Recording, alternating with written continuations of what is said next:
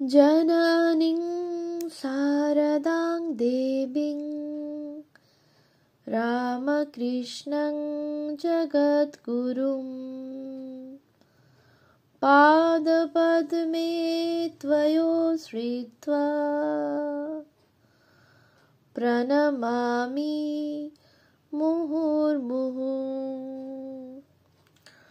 পূজনীয় শ্রীযুক্ত মানদাশঙ্কর দাশগুপ্তের লেখা গ্রন্থ শ্রী শ্রীমা শারদামণি দেবী থেকে পাঠ, পৃষ্ঠা সংখ্যা 47, দক্ষিণেশ্বরের জীবন।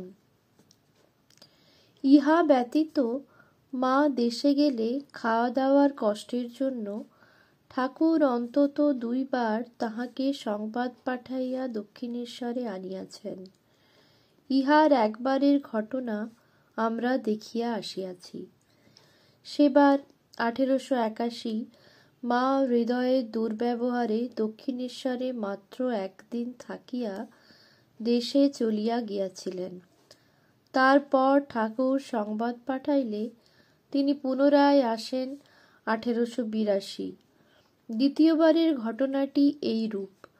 1884 সনে সম্ভবত শ্রাবণ মাসে রামলালের বিবাহ উপলক্ষে মা যেদিন কামারপুকুর রওনা হইয়া যান, সেদিন ঠাকুর দুপুরবেলা খাইতে খাইতে বলরামবাবু প্রভৃতি ভক্তগণের নিকট বলেন, ওরা সব আজ চলে গেল। ভক্তেরা কে চলিয়া গেল বুঝিতে না পারায়, রামলালের খুড়ি গো, রামলালের বিয়ে হবে, তাই সব কামারপুকুরে গেল। দাঁড়িয়ে দাঁড়িয়ে দেখলুম, কিছুই মনে হলো না। সত্যি বলছি, যেন কে গেল। কিন্তু তারপর কে রেঁধে দেবে বলে ভাবনা হলো। কি জানো, সব রকম খাওয়া তো আর পেটে সয় না, আর সবসময় খাওয়ার হুঁশও থাকে না। ও শ্রী শ্রী মা বোঝে কি রকম খাওয়া সয়, এটা ওটা করে দেয়। তাই মনে হলো কে করে দেবে। কিন্তু শুধু মনে হওয়াই নয়, কয়েক মাস পরে ঠাকুর পত্র লিখিয়া মাকে দেশ হইতে আনাইতে বাধ্য হইয়াছিলেন 1885। অবশ্য দেখা যায়, এইভাবে মার সেবায় ঠাকুর অত্যন্ত পরিতৃপ্ত বোধ করিলেও তিনি সমাগত ভক্তদের তাঁহার সেবা করিবার সুযোগ দিতেন। তাঁহার অন্তরঙ্গ বালক ভক্তগণ কাছে থাকিলে তাহারাই স্নানের সময় তাহাকে তেল মাখাইয়া দিত ও তাহার অন্য নানা সেবা শুশ্রূষা করিত। কিন্তু তাহাতে যে মার কোনো শ্রমের লাঘব বা অপর কোনো সুবিধা হইত তাহা নয়। কারণ ভক্তেরা যখন দিনরাত ঠাকুরের কাছে থাকিতেন, তখন তাহাদের জন্যই মার রান্না ও অপর নানা কাজ আপনা হইতেই বাড়িয়া উঠিত। অন্যদিকে এই সকল সময়ে মা শুধু রাত্রে ভাত দিতে গিয়া ঠাকুরকে প্রত্যহ একবার মাত্র দেখিবার সুযোগ পাইতেন। মা যখন ভাত লইয়া আসিতেন, তখন ভক্তদের সরাইয়া দেওয়া হইত। আবার মাঝে মাঝে তাহার সেই সুযোগও বন্ধ হইয়া যাইত। যোগীন-মা এইরূপ একটি অবস্থার বিবরণ এইভাবে দিয়াছেন। গোলাপ দিদি আসিলে ঠাকুর একদিন তাহাকে ভাতের থালা আনিতে বলেন। তদবধি গোলাপ দিদি প্রত্যহই ভাত লইয়া যাইত। ভাত দিতে গিয়া মা রোজ ঠাকুরকে একটিবার দেখিতে পাইতেন। এইরূপে তাহাও বন্ধ হইল। গোলাপ দিদি সন্ধ্যার পর অনেকক্ষণ ঠাকুরের কাছে থাকিত। কোনো কোনো দিন হয়তো রাত 10টার সময় নহবতে ফিরিত। নহবতের বারান্দায় গোলাপ দিদির খাবার লইয়া মাকে বসিয়া থাকিতে হইত। সেই জন্য তিনি একটু অসুবিধা বোধ করিতেন। একদিন ঠাকুর শুনিতে পাইলেন মা বলিতেছেন, খাবার বেড়াল কুকুরে খায় খাক, আমি আর আগলাতে পারবো না। পরদিন ঠাকুর গোলাপ দিদিকে বলিলেন, তুমি এতক্ষণ থাকো, ওর কষ্ট হয়, ওকে খাবার আগলে থাকতে হয়। গোলাপ দিদি উত্তর দিলেন, না না, মা আমাকে খুব ভালোবাসেন, মেয়ের মতো নাম ধরে ডাকেন। গোলাপ দিদির জন্য ঠাকুরের কাছে আসিবার সুযোগ বন্ধ হওয়ায় মা যে দুঃখিতা, একথা গোলাপ দিদি বুঝিতে না পারিলেও ঠাকুর বুঝিতে পারিয়াছিলেন। এইরূপ অবস্থা সম্পর্কে মা নিজেও একদিন বলিয়াছেন, কখনো কখনো 2 মাসেও হয়তো একদিন ঠাকুরের দেখা পেতুম না। মনকে বোঝাতুম, মন, তুই এমন কি ভাগ্য করেছিস যে রোজ রোজ ওর দর্শন পাবি? কথাটি প্রাণ ভাঙা, কিন্তু আমরা যাহাদের কথা লিখিতেছি তাহাদের বিশাল অস্তিত্বে এইসব কথার স্থান কতটুকু। মাত্র আর একটি ঘটনার বিবরণ দিলেই আমরা তাহা বুঝিতে পারিব। বিবরণটি মায়েরই দেওয়া। একদিন রাত্রে থালায় করে ঠাকুরের খাবার নিয়ে গেছি। তার ঘরের সিঁড়ি থেকে বারান্দায় পা দিতেই একটি মেয়ে এসে বললে, আমায় দিন মা, আমি নিয়ে যাচ্ছি। অমনি থালাটা তাকে দিলুম। মেয়েটি থালা রেখেই চলে গেল। ঠাকুর কিন্তু খেতে বসলেন না। জিজ্ঞাসা করতে বললেন, তুমি আমার খাবার ওর হাতে দিলে কেন? এখন আমি খাই কি করে? ওকে কি তুমি জানো না? ও কি চরিত্রের লোক? আমি বললাম, তা আমি জানি, আজকে খাও। ঠাকুর বলিলেন, ওর ছোঁয়া খাই কি করে? আমি মিনতি করে বলতে খেলেন বটে, কিন্তু বললেন, আমার খাবার আর কোনো দিন ওর হাতে দেবে না বলো। তখন আমি জোড় হাত করে বললুম, তা তো আমি পারবো নি ঠাকুর। আমায় মা বললে আমি তো থাকতে পারবো নি। আর তুমি তো খালি আমার ঠাকুর নও, তুমি সকলের ঠাকুর। তখন খুশি হয়ে গেলেন। এই উত্থিত মাতৃভাবই ছিল মার জীবনের সকল কর্মের উৎস। আমরা পরে দেখিতে পাইব যে ইহাই তাহাকে আজীবন সকলের জন্মসেবিকা করিয়া রাখিয়াছিল। দক্ষিণেশ্বরের জীবন শিক্ষা।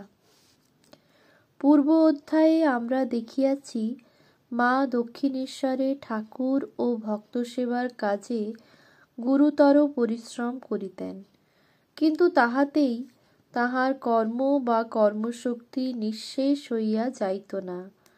তিনি উহারই মধ্যে সযত্নে ঠাকুরের শিক্ষা গ্রহণ করিয়াছেন ও গভীর সাধনায় নিমগ্ন হইয়াছেন। ঠাকুর দক্ষিণেশ্বরে মাকে যে শিক্ষা দিয়াছিলেন তাহা কোনো সাধারণ ধরনের মামুলি শিক্ষা নয়। ঠাকুর নিঃসন্দেহে ও চূড়ান্তভাবে জানিয়াছিলেন মানব জীবনের প্রকৃত উদ্দেশ্য ভগবান লাভ, আর তিনি ইহাও জানিয়াছিলেন যে মা কে। আমরা দেখিয়াছি, একবার বালি হইয়া নৌকায় দেশে যাইবার পথে ঠাকুর মাকে বলেন, আমি জানি তুমি কে, কিন্তু তা এখন বলবো না। ঠাকুরের এইরূপ আরও কয়েকটি উক্তি পাওয়া যায়।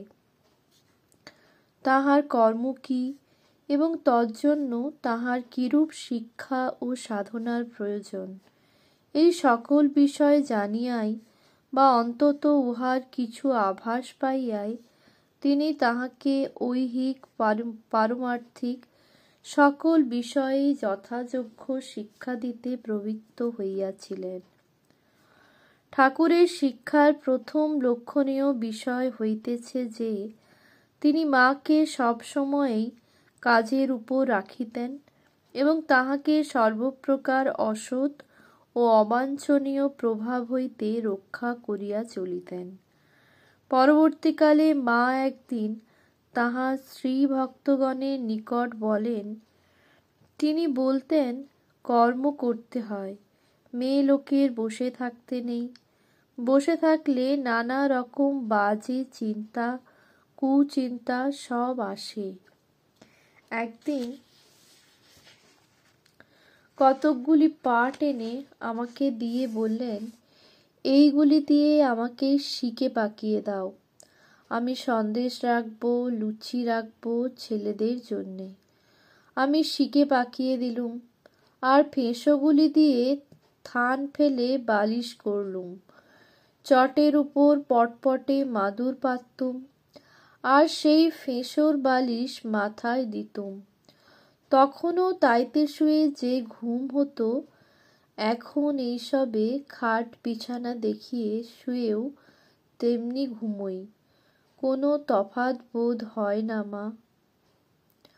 অন্য একদিন মা বলেন, এক বুড়ি আসত, পূর্বে অসৎ ছিল, এখন বুড়ো হয়েছে, হরিনাম করে, একাটি একাটি, তবুও আসছে। ওর সঙ্গে কথা কইতুম। একদিন ঠাকুর দেখে বললেন, ওটাকে এখানে কেন? আমি বললুম, ও এখন ভালো কথাই তো কয়, হরি কথা কয়, তাতে দোষ কি? মানুষের মনে তো আর সবসময় আগেকার ভাব থাকে না। তিনি বললেন, ছি ছি বেশ্যা, ওর সঙ্গে কি কথা? শত হোক রাম রাম। পাছে কুবুদ্ধি শেখায়, এই ভয়ে তিনি ওসব লোকেদের সঙ্গে কথাটি পর্যন্ত কইতে নিষেধ করতেন। এত করে আমাকে রক্ষা করতেন। আবার ঠাকুরের এই সতর্কতা শুধু যে বাহিরে লোকেদের সম্পর্কেই ছিল তাহা নয়, তিনি তাহার নিজ আত্মীয়দের আচরণ সম্বন্ধেও বিশেষ অবহিত থাকিতেন। তাহার ভাগিনেয় হৃদয় একদিন নহবত ঘরে কালীবাড়ির প্রসাদ দিতে গিয়া অনেকক্ষণ ধরিয়া মা ও লক্ষ্মীদিদির সহিত গল্প করেন।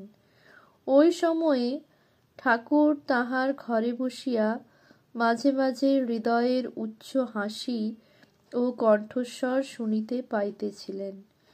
হৃদয় ফিরিয়া আসিলে ঠাকুর তাহার ওই আচরণের জন্য তাহাকে বিশেষভাবে তিরস্কার করিয়া বলিলেন, যাবি আর দিয়ে চলে আসবি, খবরদার কখনো যেন আর দেরি না হয়। এই বিষয়ে মা নিজেও একদিন বলিয়াছিলেন, নহবতে থাকবার সময় ঠাকুর এমনকি রামলালকেও আমার কাছে আসতে বারণ করতেন। রামলাল তো আমার ভাসুরপো হয়। লক্ষ্মীদিদি বলিয়াছেন, মেয়েরা নির্লজ্জ বেহায়া হবে, তা তিনি ঠাকুর সহ্য করতে পারতেন না। মাকে বলতেন, ওদের মতো তুমি হবে কেন? মেয়েদের শরম লজ্জা থাকবে, নারীর লজ্জাই ভূষণ ইত্যাদি।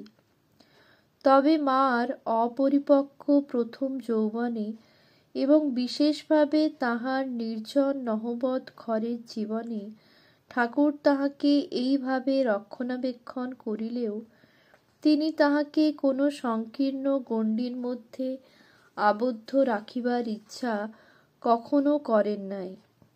মা যাহাতে দেশ কাল পাত্রভেদে উপযুক্ত ব্যবহার করিতে পারেন, তজ্জন্য তিনিই তাহাকে একটি স্বর্ণসূত্র দিয়াছিলেন।